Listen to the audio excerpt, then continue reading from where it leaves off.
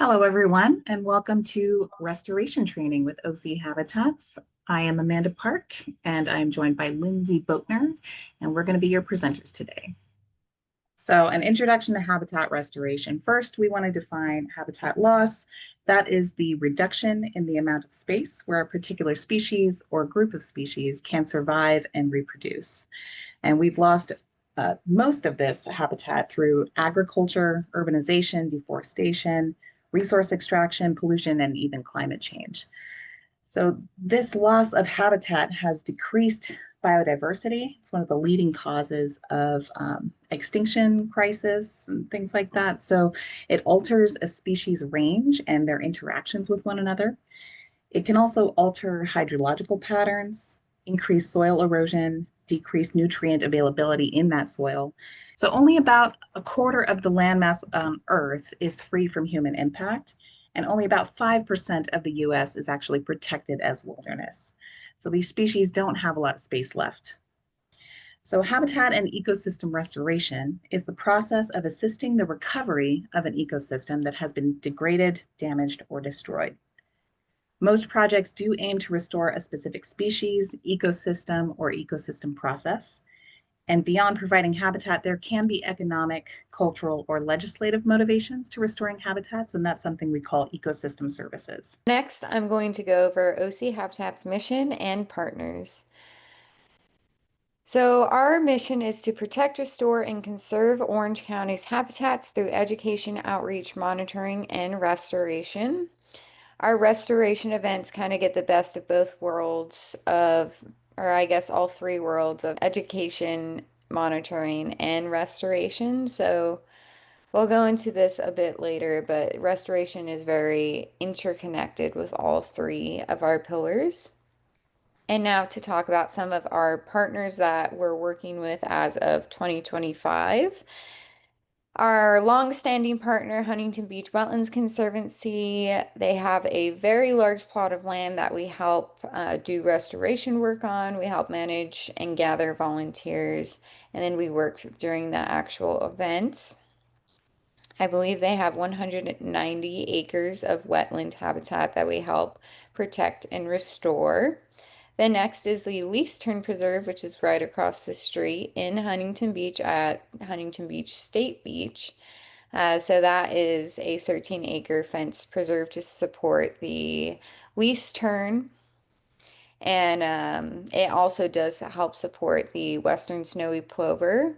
Both of these birds are endangered, so it's very important that we're doing the work at this site. So, what this particular site could look like would be putting up anti-perch devices for larger birds so they're not able to as easily prey on the eggs or the young chicks. It could also be removing certain species because the animals are very particular about the plant cover that they are willing to nest in. It could also be just picking up trash or even just distributing broken shells, as that is the nesting material both species prefer. Our next site is Upper Newport Bay. So right now we currently have two sites at Upper Newport Bay. One is a salt marsh restoration with a primary focus on removing Algerian sea lavender. The other one is a riparian area, which has many, many invasives for us to remove. Both of these sites do support endangered species, the salt marsh supporting the Ridgway's rail and the Belding Savannah sparrow, while the riparian site, it's rumored to have least Bell's vireo on site somewhere in the riparian habitat of Upper Newport Bay. And then the next partner is the city of Santa Ana, where we help with Santiago Park, or more specifically, Santiago Creek. It supplies the Santa Ana River. So this particular site is really important because in Santa Ana, there is not a lot of wild space. It's what's considered to be a park poor community. So, Santiago Park is one of the only truly wild spaces that the city has. And if you've been to the park, you might think it's not very wild. There's a very less manicured part of the park that is part of a nature center, and we have the creek running through. So by doing restoration work here, we're helping animals that might not have another place to go as they're traveling through Santa Ana, or for the Santa Ana resident birds and animal species. This is their place to go. There's also a huge problem with microplastics at this site, and microplastics can be quite harmful as it travels down the watershed. All paths will eventually lead to the ocean, so that can cause fish and other birds to eat plastics because they don't know not to eat plastics, and sometimes it can look quite food-like. And so it makes them sick. When we eat them, it makes us sick. It's just bad all around.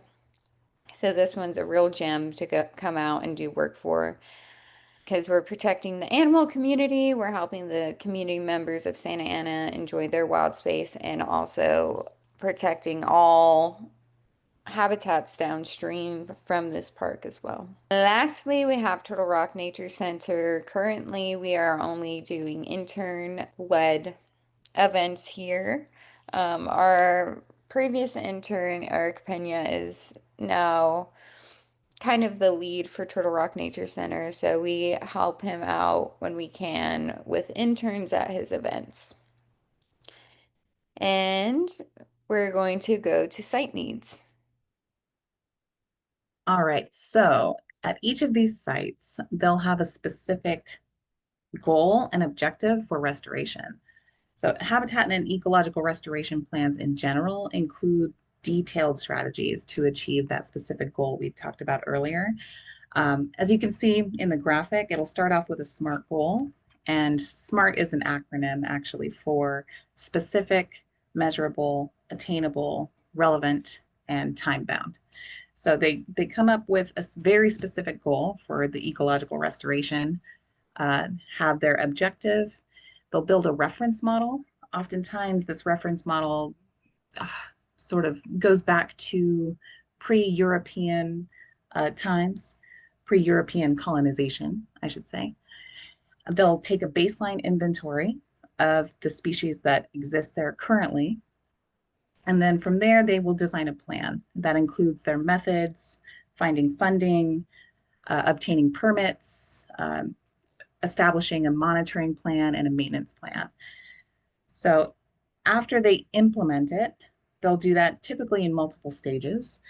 Uh, Once it's complete, they'll continue monitoring and maintenance. So OC Habitats typically assists with the monitoring and maintenance levels of an implemented site restoration. So monitoring is the systematic and orderly gathering of data over a period of time to evaluate whether a specific project objectives have been achieved. And doing this frequently helps to ensure that a land manager can take corrective action quickly after a problem has been identified. This will save the project, this will save on project costs and allow for adaptive management to increase the likelihood of the overall success of the project. So OC Habitats helps by providing detailed event reports that will include the location and the quantity of any trash and invasives that we were able to remove from the site. We provide our partners our observations and recommendations on locations for future focus areas of restoration projects. And we are able to provide impact data to support our grant applications.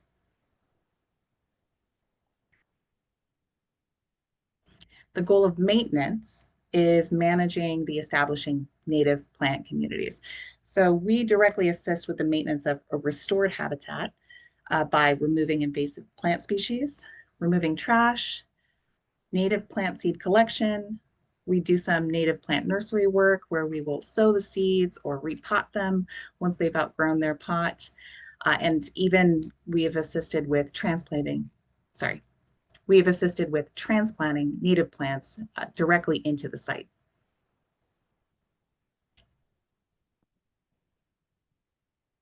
So now to move on to some common invasive plant species that we encounter during our restorations.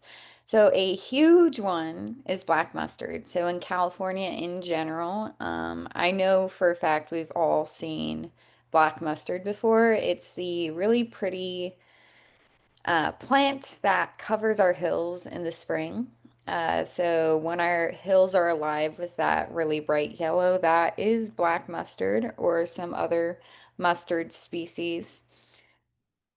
So they're really great, like most invasive plants are, in capitalizing on disturbed areas. So that could be an area that's been trampled on or overturned, or there's a natural disaster that hits the area. Like mustard loves that. They love bare soils as well. They're very resilient and hard to get rid of. They can grow pretty tall, up to 8 feet, and they can cause really big problems, especially in California. So, as you can see, they dry out and they turn into very thin, dry sticks. And as we have a regular fire season and hills that are covered in these bare sticks, you could see how it could increase the intensity of the fire. It can quickly allow a fire to get out of control, especially when paired with our Santa Ana winds. It can turn what could have been a small manageable fire into something that quickly goes out of control. Another thing that's harmful about these black mustard is that the roots actually have a microbial layer that releases a chemical that stops other plants from germinating and being able to survive, especially when you're surrounded by mustard. Before we get too deep into invasive species, I should define what an invasive species is. So it's usually a non-native plant that can reproduce very quickly and usually has a negative side effect towards the environment. Most of our native animal species don't use these invasive plant species because they're just naturally evolved to use certain plants, and this is not one of those certain plants. So it can often be harmful to our animal species. It can take up habitat, which was a nesting or usable habitat for them to set up their shop, as to say, like where their house is. But it's important to remember that not all non-native plants are invasive. Not all non-native plants can cause problems into the environment. Unfortunately, just some plants do. So another really common one that we see is Russian thistle. So this is also known as the tumbleweed.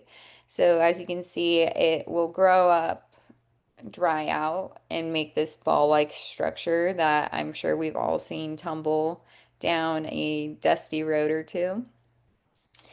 And if you know what it looks like and you start paying attention, you'll start seeing huge tumbleweeds, or at least I do when I'm driving on the freeway. Like the 5 coming up from San Diego, there's tons of Russian thistle.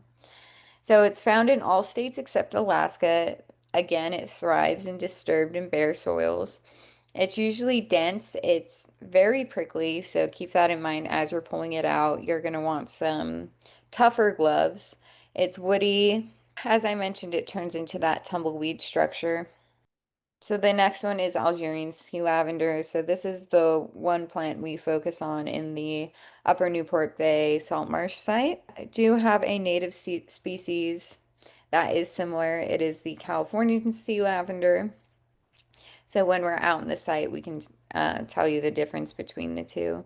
Usually the common thing is that the leaves are more densely packed in Algerian sea lavender and the similar European sea lavender.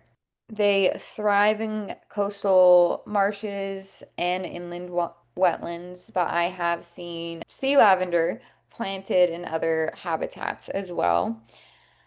It will aggressively spread. The European sea lavender will actually form giant mats that are densely packed. They have long tap roots, so you kind of just got to wiggle them out. And the seeds can germinate after 2 weeks of floating in salt water, so they're very resilient, which adds to how easily they spread. And here is a nice side by side. So the native has less densely packed leaves, usually a rounder leaf as well. While you could see the Algerian sea lavender is a slightly darker color, has more leaves densely packed. I would say the ones we see are usually even more densely packed than that, and they have a slightly pointed edge. If we're talking about European sea lavender, it gets a little bit harder because it has that rounded tip, similar to the California sea lavender. But again, it has those densely packed leaves. So that is the main key in telling them apart.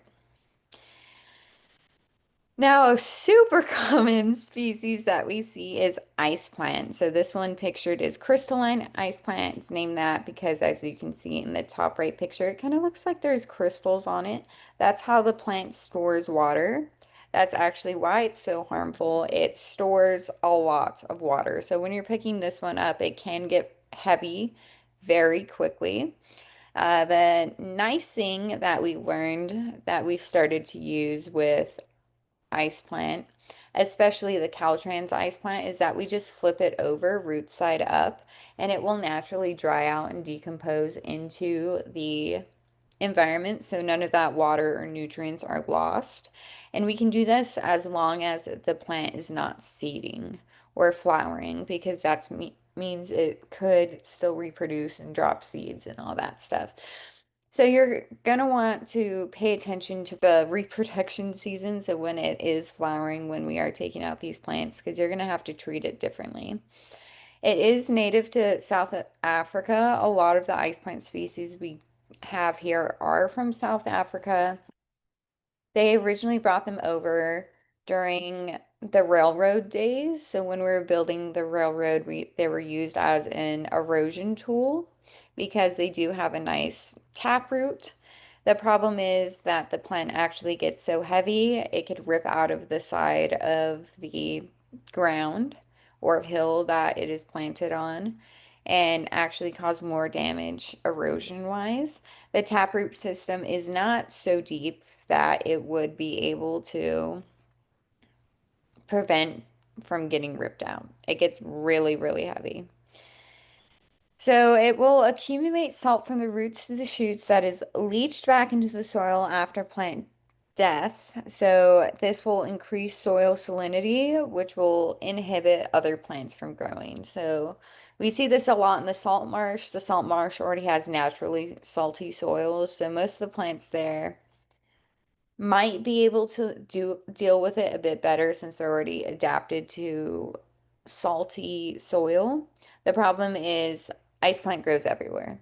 So in different habitats, even a slight change in the salinity of the soil can cause huge effects on what is able to grow there until the soil is once again made healthy for that habitat. And each habitat has a di slightly different soil composition. So that's also important when you're playing a role in habitat restoration. This side, we OC Habitats doesn't get into too much, but if you're managing your own site that you own the land, that is definitely a component you want to think about your soil health.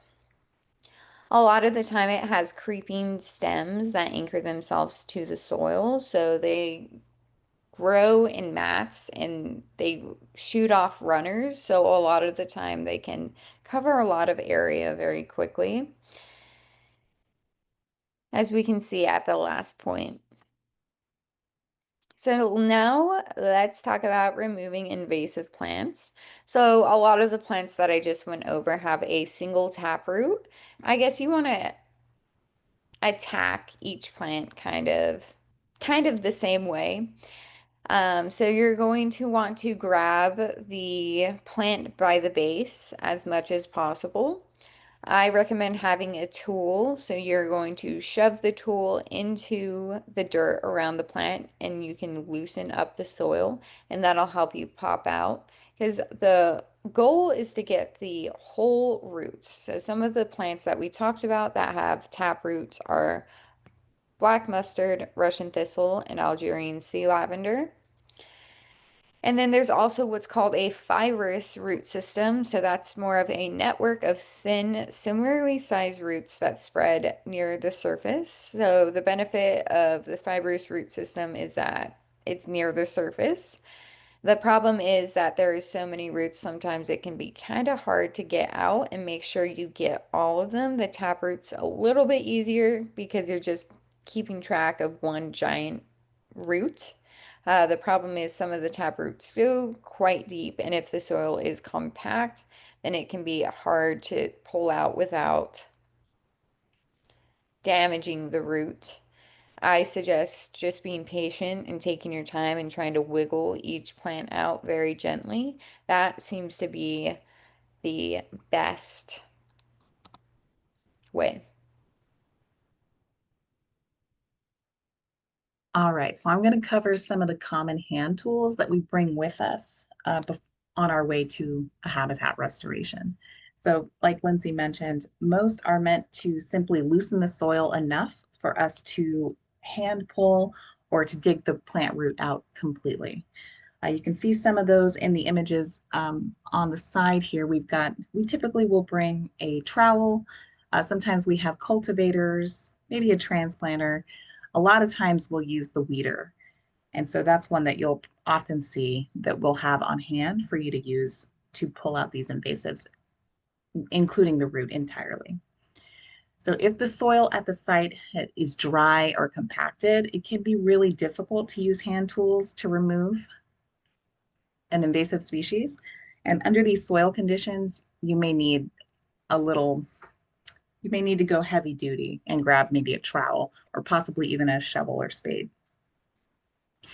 When we're using the tools, you want to inspect all of them for defects or damages.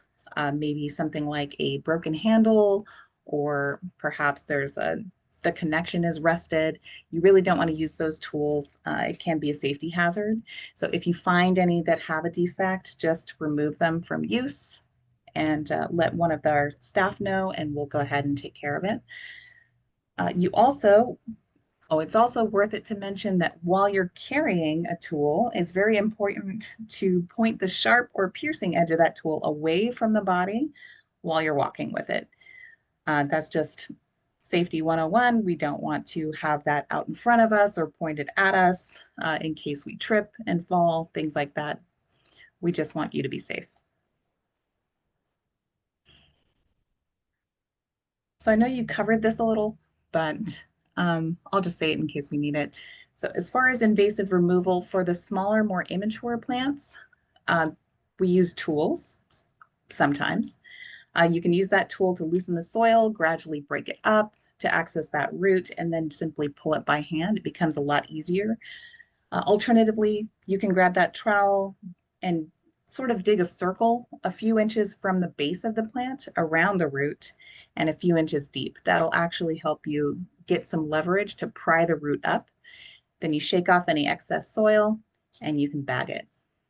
A lot of times the smaller, more immature plants, their roots don't quite go as deep, so they're pretty easy to pull out by hand. And hand pulling, you would just want to grab the base of the plant where it meets the soil and pull directly upward slowly and consistently. That'll make sure that a lot of the plants that we pull with the tap root, you're going to get the complete root. If you try to yank it, it might break off. Just grab the base, pull directly skyward, slowly and consistently, and you'll get it every time. For the larger, more mature plants, the root structure is often thicker, longer, or more widespread underground than, say, an immature plant. And so that will require you to cut a much deeper and wider circle around the plant if you're going to try to get under the root to pry it out of the soil, if you're using a shovel or a spade. Depending on the size of the plant, you may need to actually trim it down before you can see the base. And the plant that I had in mind when I wrote that was the Russian thistle. Uh, that one can be quite prickly. And so occasionally you may want to either tie it up, um, just sort of reduce its size so that you can even find where the root gets into the ground. They can grow quite bushy. So it can be a little difficult. I wouldn't want you fishing around underneath a Russian thistle to try to find it. If there's a way that we can kind of reduce the amount of time you have to be up against it.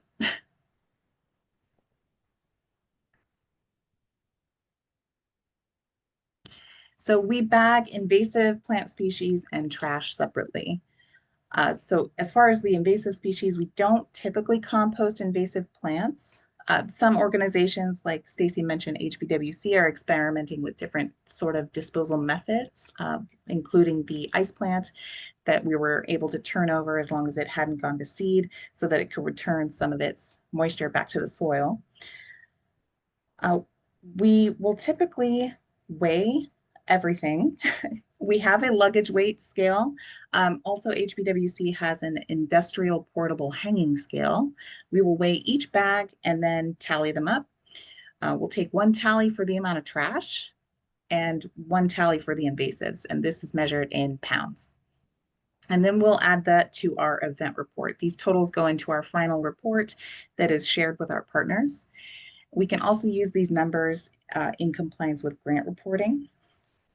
So it can be really useful for grant reports to know how much of what we've pulled to sort of as sort of a measurement of our impact in those habitats.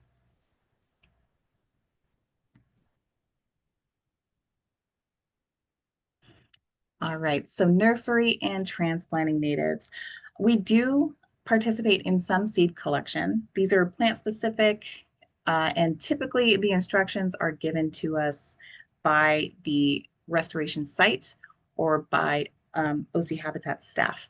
So a lot of times at HBWC is where I've seen this mostly. We will collect a lot of the spiny rush seeds, and that is something that the Ridgeway rail uses for nesting.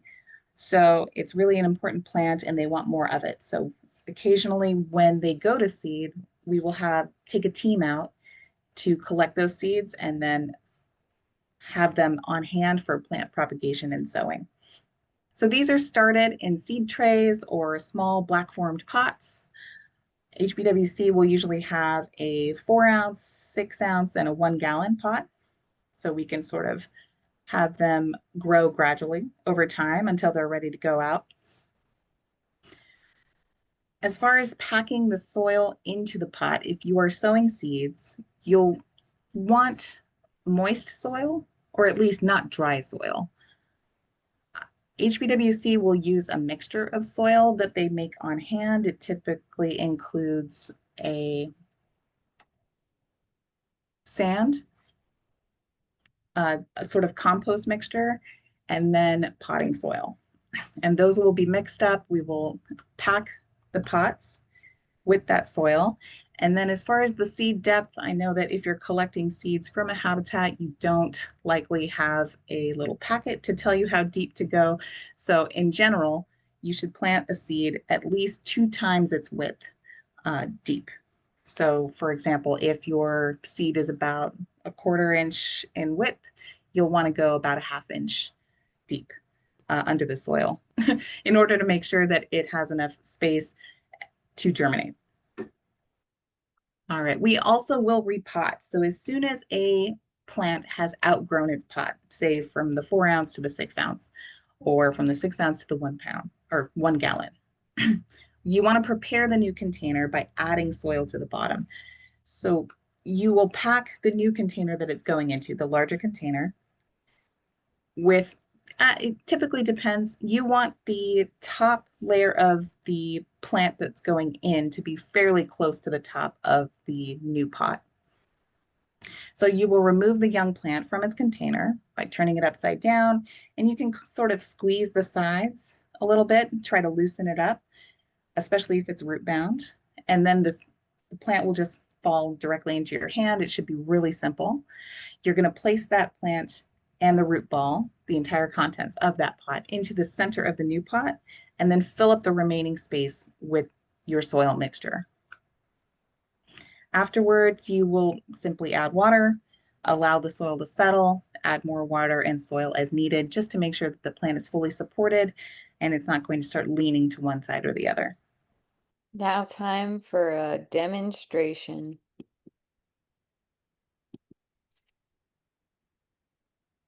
And then you've got your basic. We are going to start, when you first start planting, you're going to go to an empty flag. And you have your location mark. This one's an empty flag, there's no plant here, so keep your flag on the side, and this is where we're gonna start digging the hole. And your hole is going to be about twice the depth of your plant, and about 1.5 times the width of your plant. So kind of like 1.5 of these. A container. Yeah. Yeah.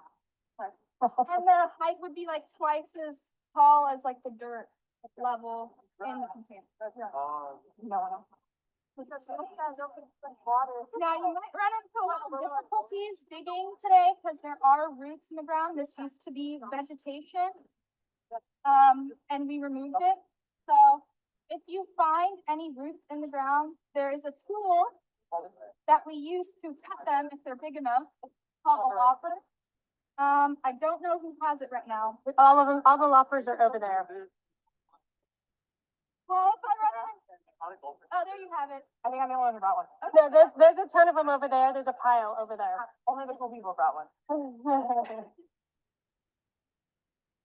We're just gonna dig this guy up, and you wanna make sure that your dirt is next to the hole, because you're going to be using that dirt later on to fill the hole back in. You don't wanna be scrambling later to find dirt. Yeah, in one area, because I've made that mistake where I've like dug the hole and I just kind of left the dirt around, and then I was like, oh shoot. Now I have to try to figure out how to fill this back up. And the soil is a little bit rockier today because this used to be a site where they'd be dumping.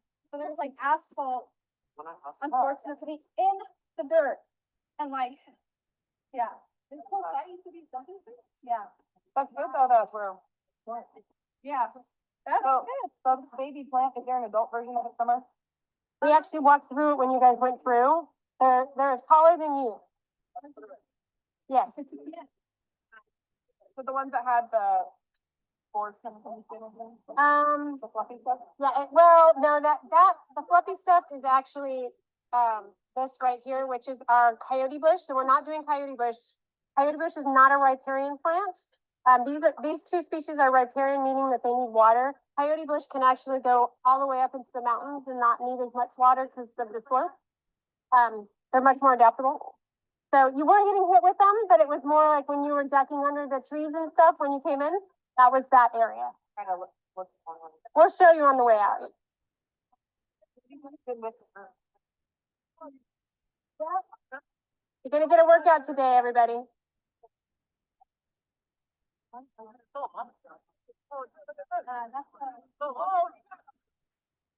you go. So yeah, you're gonna wanna get this out. If this isn't your home, you can imagine how hard it would be for roots to get out. And that's gonna make also air bubbles when you're planting, cause root rot. So you're gonna want to out of your home. Yeah, so that's about double. As you can see, like the height of the dirt of the plant in the pot. So, you know, you can kind of measure it up and be like, okay, that's good to go. So after that, you're going to want to do the step where you backfill it. So to the point where this reaches about the level of the hole. So basically softening the bottom of the roots. Exactly, softening the bottom of the roots. But as you fill it in, you're going to want to compact it, because compacting means like pressing down really hard on the dirt till it's like more compacted. Get it compacted so it's compacted. Exactly. And this is going to help that there's no air bubbles, you know, and the air bubbles is what can cause root rot. and make it harder for the plant to establish itself. And the reason, what she's saying is, so the air bubbles will hold water and it will just sit there on the root, just like anything, right? If you overplant a plant in the wet, the rut, so that's what she. Yeah, and you're gonna wanna make sure, you know, that rocks are removed.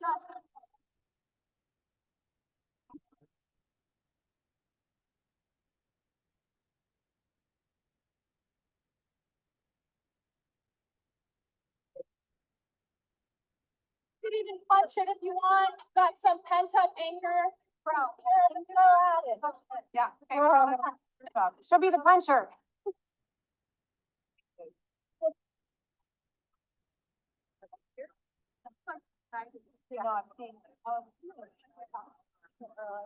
And you can always, like, you know, as you're going along, measure it out to see, okay, is it at the height yet of like the top of the hole?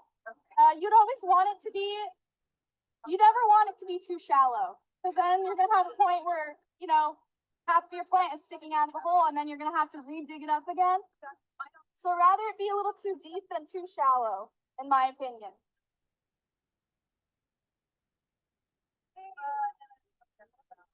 You don't want to flush the plant. Or even a little bit farther down, yeah. Yes, yes. But a little bit further in. Is it? I don't know. Yes, because you're going to make also like the smoke thing I'll show you. When I get to it. Or,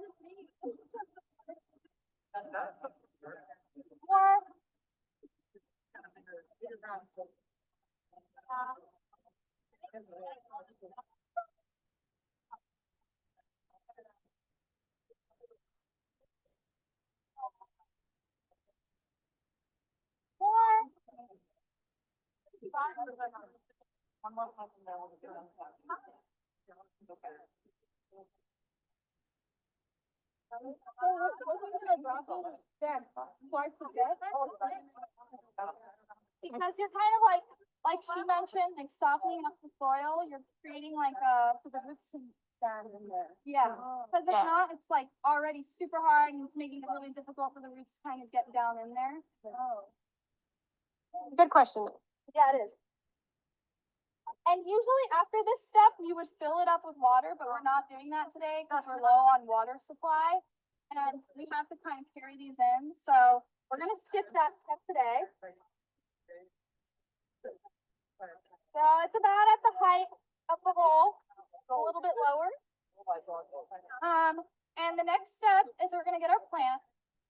And we're going to remove any little weeds that we see in the plant.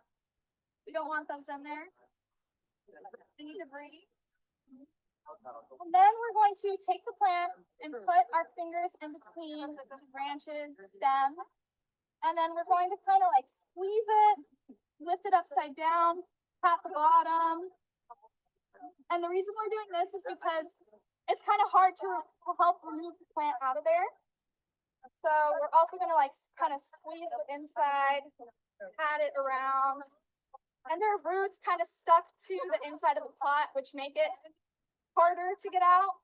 So we're trying to loosen it up.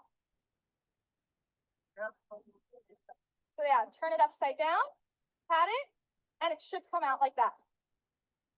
And then the next step we're going to do is we're going to massage the roots. And we're doing this because you can see that the roots right now are the shape of the pot. And we want the roots to go down into the ground. And that's not going to happen if they're in a pot shape. They're going to keep growing kind of in this pot shape. So you want to massage the roots like so, kind of loosen them up. You don't want to break them, but just, you know, massage them out of the form that they were in initially, out of the pot form, so they can easily go and grow down into the ground. So as you can see, you're ready to go. Place your plant back in. And then now we're going to put the backfill back into the ground around the plant, and we're going to keep compacting it.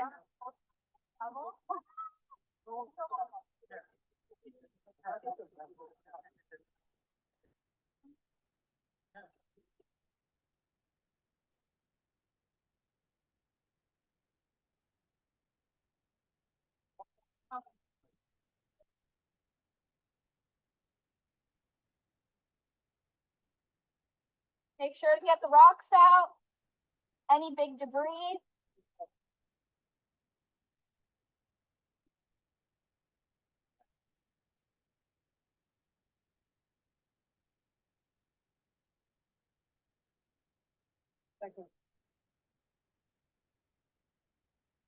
You can see why it's important to have all your dirt in a pile.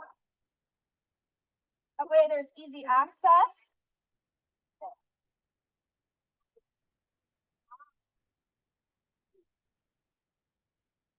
Hi, everybody. How's it going today? Any questions for me?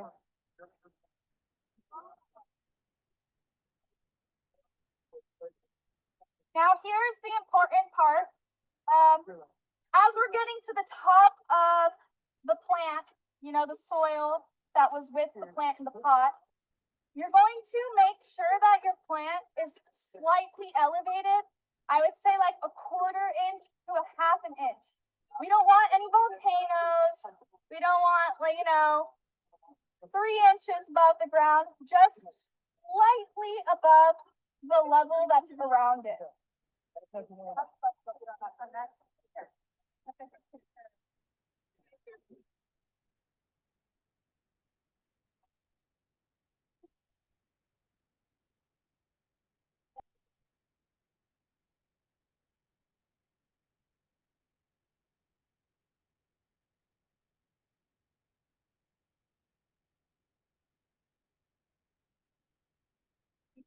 If you've noticed, I kind of made this like little moat formation.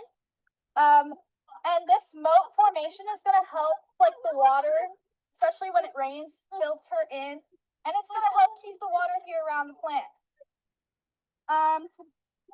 So I'm done with that. Do you guys notice how there's like a little slight elevation around the plant? Just like that, just slightly above the rest of the surface that surrounds it. And then once you're done with that step, you compacted it. It's good to go. And now we are going to move on to volunteer management. So this is kind of what we're doing when we're managing the restoration. So we're going to have to give safety instructions. So that includes sharps, stuff you should look out for when you're on site.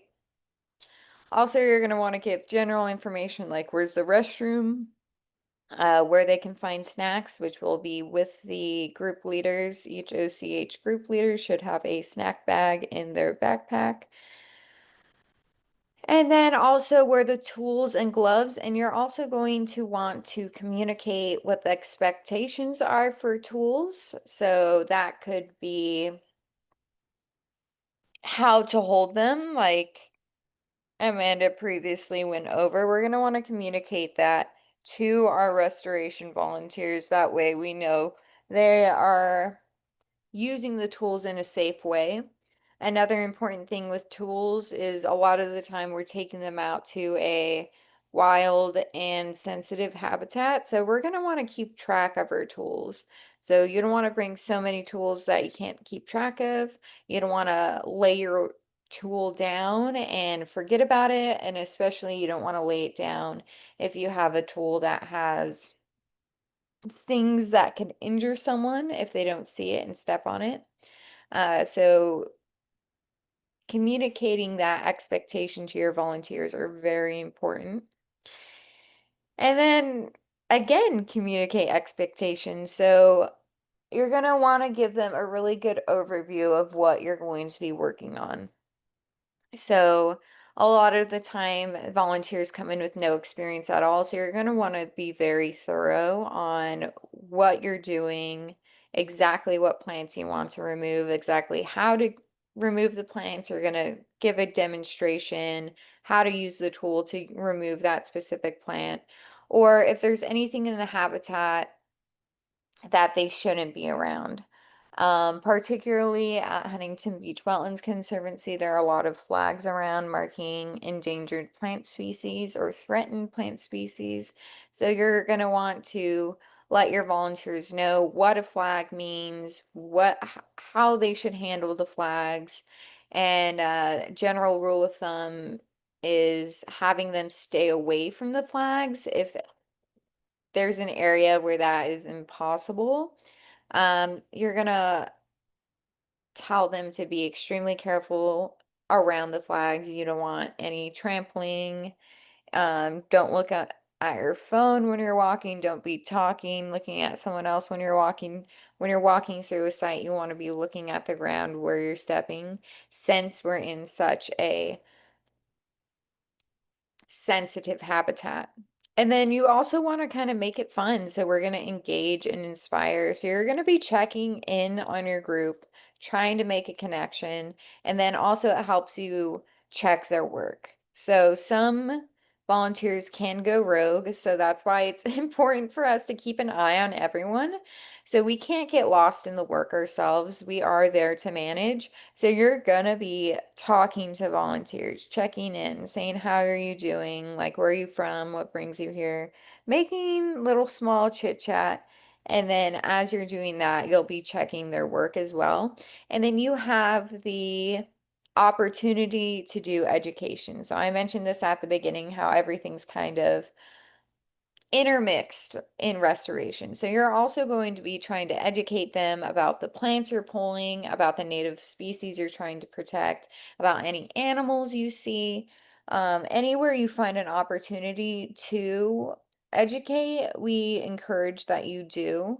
I think, and most others think, it makes the restoration a bit more enjoyable as you're learning about why your work is meaningful. And then you're also going to want to lead by example. So you don't want to be kind of just sitting there watching people not really doing anything. I feel like the best way to engage is to go by a group of people and just start working with them, and you can just start talking with them. That way you can look at what they're pulling, engage them in conversation, maybe point out a bird species that's nearby, or tell them how great they're doing, if they're doing a very good job. And even if they're not, it's always nice to be encouraging. It helps them want to come back and continue the work. And then lastly, you're going to want to take photos. Photos are really important for our event reports.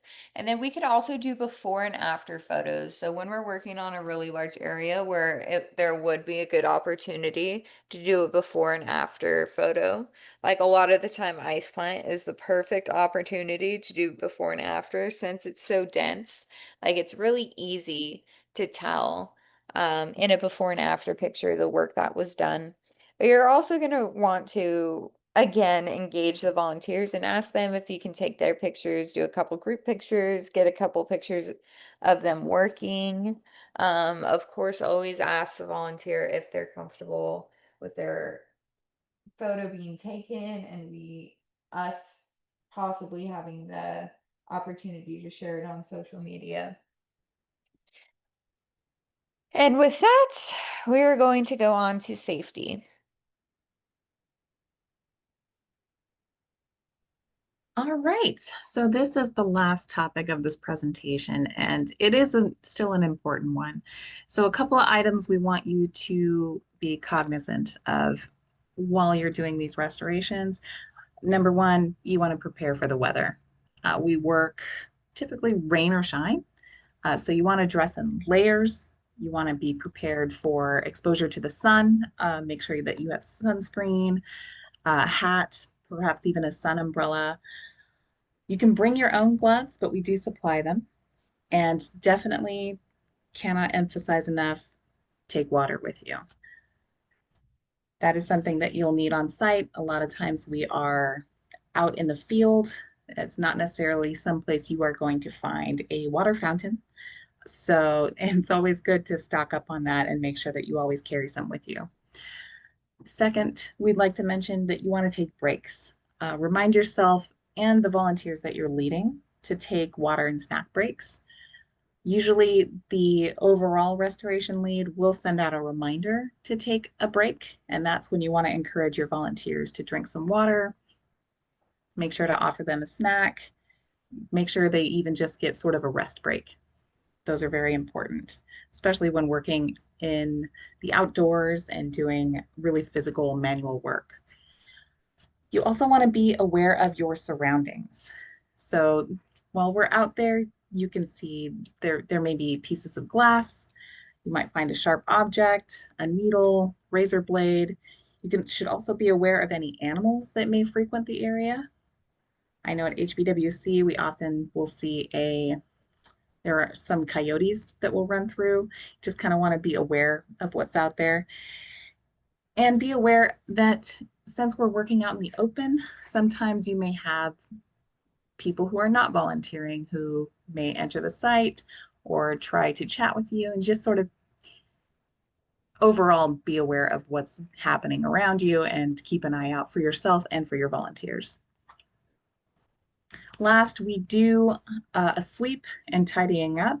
Lindsay had touched on this a bit before, but when you take out a group of volunteers, you are responsible for them.